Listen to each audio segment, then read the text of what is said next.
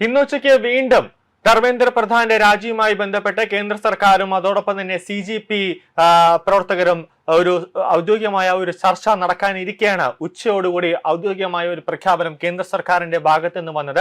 അതായത് കേന്ദ്ര വിദ്യാഭ്യാസ മന്ത്രി ധർമ്മേന്ദ്ര പ്രധാൻ രാജിവെക്കുന്നുവെന്ന്. അത് രാജി ഒരു സമ്മർദ്ദം മൂലം ഒന്നുമല്ല, അത് ധർമ്മേന്ദ്ര പ്രധാൻ സ്വന്തമായി തന്നെ അദ്ദേഹത്തിന്റെ സമ്മതത്തോടു കൂടി അദ്ദേഹം സ്വമേധയാ രാജിവെച്ചതാണ്. അതായത് വിദ്യാർത്ഥികൾ ഒരുപാട് ദിവസമായി ഡൽഹിയിൽ കിടന്നിങ്ങനെ സമരം ഉണ്ടാകുന്നു, അപ്പോൾ അത് എന്റെ ഭാഗത്തു നിന്ന് വന്നൊരു മിസ്റ്റേക്ക് എന്ന നിലയിലേക്ക് ഞാൻ രാജിവെക്കുന്നു. പക്ഷേ ഇത് ഒരർത്ഥത്തിൽ ഇത് പാറ്റകളുടെ ഒരു വലിയൊരു വിജയമായി തന്നെ കാണുന്നു. ആദ്യം ഇത് കേന്ദ്ര സർക്കാർ വലിയ രീതിയിലുള്ള ഒരു പ്രാധാന്യം നൽകിയില്ല എന്നത് തന്നെ ഒരു പ്രധാനപ്പെട്ട കാര്യമാണ്. പക്ഷേ ഓരോ ദിവസം ചെല്ലുന്നതോറും പാറ്റ പ്രവർത്തകർക്ക് നാനാ ഭാഗങ്ങളിൽ നിന്നടക്കം CJPക്ക് ഓരോ ഭാഗത്ത് നിന്നടക്കം വലിയ രീതിയിലുള്ള പിന്തുണകൾ ലഭിച്ചതോടുകൂടി കേന്ദ്ര സർക്കാർ വലിയ രീതിയിൽ അങ്കലാപ്പിലാകുന്ന അല്ലെങ്കിൽ കേന്ദ്ര സർക്കാരിന്റെ മുട്ടിടിക്കുന്ന നരേന്ദ്രമോദി അടക്കം കഴിഞ്ഞ 2-3 ദിവസത്തിന് മുമ്പ്, അതായത് ഇന്നലെയും കേട്ട് അർദ്ധരാത്രി ഇൻസ്റ്റാഗ്രാമിലും ഫേസ്ബുക്കിലും ഒക്കെ ലൈവിൽ വന്ന് പ്രസംഗിച്ചിട്ട് പോലും പാറ്റ പ്രവർത്തകരെ പിടിച്ചു നിർത്താൻ പറ്റില്ല. കാരണം നരേന്ദ്രമോദി പ്രധാനമന്ത്രിയായി എത്തിയതിനു ശേഷം ആ ഒരു കാലഘട്ടം നമ്മളെടുത്ത് പരിശോധിച്ചാൽ പലതരത്തിലുമുള്ള സംഘർഷങ്ങൾ, പലതരത്തിലുമുള്ള പ്രക്ഷോഭങ്ങൾ, പലതരത്തിലുമുള്ള കലാപങ്ങൾ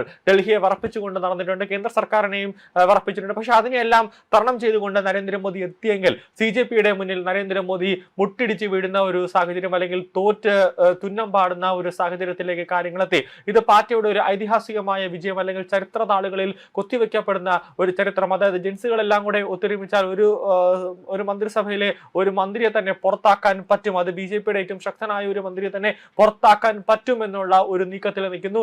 കൂടാതെ നിലവിലിപ്പോൾ ജന്തർ മന്ദിറിൽ CJP പ്രവർത്തകർ അടുത്ത ഒരു ബാനർ ഉയർത്തിയിട്ടുണ്ട്. അതായത് സിലബസ് അപ്ഡേറ്റഡ്, നരേന്ദ്രമോദിയും അതോടൊപ്പം തന്നെ അമിത്ഷായുടെയും രാജിയാണ് അടുത്തത് എന്നാണ് ഈ പാർട്ടി പ്രവർത്തകർ ഇപ്പോൾ പറഞ്ഞത്. നിലവിൽ കേന്ദ്ര വിദ്യാഭ്യാസ മന്ത്രിയുടെ രാജി കൊണ്ട് മാത്രം ഈ ഒരു പോരാട്ടം അവസാനിപ്പിക്കില്ല എന്നാണ് CJP ഇപ്പോൾ പ്രഖ്യാപിക്കുന്നത്. അതായത് 4 ആവശ്യങ്ങളിൽ ഒരാവശ്യം മാത്രമാണ് ധർമ്മേന്ദ്ര പ്രധാന്റെ രാജി. ബാക്കി 3 എണ്ണത്തിൽ ഒന്നാമത്തേത് ആത്മഹത്യ ചെയ്ത വിദ്യാർത്ഥികളുടെ കുടുംബാംഗങ്ങൾക്ക് 1 കോടി രൂപ നഷ്ടപരിഹാരം നൽകണമെന്നത്.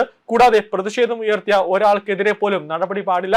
ഒപ്പം റാപ്പിഡ് ആക്ഷൻ ഫോഴ്സും ഡൽഹി പോലീസും മാപ്പ് പറയണമെന്നും CJP ആവശ്യപ്പെടുന്നുണ്ട്. അവർക്കെതിരെ ഒരു കർശനമായ നടപടി ഉണ്ടാവണമെന്നാണ് CJP ഇപ്പോൾ കേന്ദ്ര സർക്കാരിനോട് പറയുന്നത്. ജന്തർ മന്ദിറും രാജ്യം മുഴുവനും ഈ ആവശ്യങ്ങളും നേടിയെടുക്കാൻ പോരാട്ടം തുടരുമെന്നും കോക്രോച്ച് ജനതാ പാർട്ടി വ്യക്തമാക്കിയിട്ടുണ്ട്. CJPയും പ്രതിപക്ഷവും സമരം ശക്തമാക്കിയതിന് പിന്നാലെയാണ് കേന്ദ്ര വിദ്യാഭ്യാസ മന്ത്രി ധർമ്മേന്ദ്ര പ്രധാൻ രാജിവെച്ചത്. ഇന്ന് ഉച്ചയോടെയാണ് ഔദ്യോഗികമായ ഒരു രാജി പ്രഖ്യാപനം ഉണ്ടായത്. പ്രധാനമന്ത്രി നരേന്ദ്രമോദിക്കാണ് രാജിക്കത്ത് നൽകിയത്.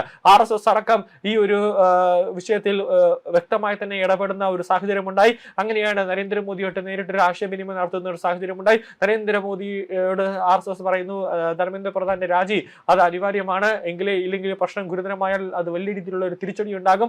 കാരണം ആദ്യമേ തന്നെ ധർമ്മേന്ദ്ര പ്രധാന്റെ രാജി എഴുതി വാങ്ങിച്ചിരുന്നുവെങ്കിൽ അല്ലെങ്കിൽ ധർമ്മേന്ദ്ര പ്രധാനെ മാറ്റിയിരുന്നുവെങ്കിൽ ഇത്രയും വലിയൊരു പ്രശ്നത്തിലേക്ക് കാര്യങ്ങൾ എത്തില്ല എന്നാണ് RSS അടക്കം പറഞ്ഞത്. സമരക്കാരുടെ പ്രധാന ആവശ്യങ്ങളിൽ ഒന്നായിരുന്നു പ്രധാന്റെ രാജി. പ്രധാൻ രാജിവെക്കേണ്ടതില്ല എന്നായിരുന്നു കേന്ദ്രത്തിന്റെ ഇന്ന് രാവിലെ വരെയുള്ള നിലപാട്. എന്നാൽ പ്രധാൻ രാജിവെക്കാതെ പിന്നോട്ടില്ല എന്ന് സമരക്കാരും തീരുമാനിച്ചതോടെ കേന്ദ്ര സർക്കാർ അവരുടെ മുന്നിൽ മുട്ടുമടക്കുകയായിരുന്നു. കേന്ദ്ര വിദ്യാഭ്യാസ മന്ത്രി ധർമ്മേന്ദ്ര പ്രധാനെ മാറ്റണമെന്ന ആവശ്യത്തിൽ ഉറച്ചു നിന്ന് രാജ്യവ്യാപക പ്രതിഷേധത്തിനാണ് CJP ഇന്ന് ആഹ്വാനം ചെയ്തത്.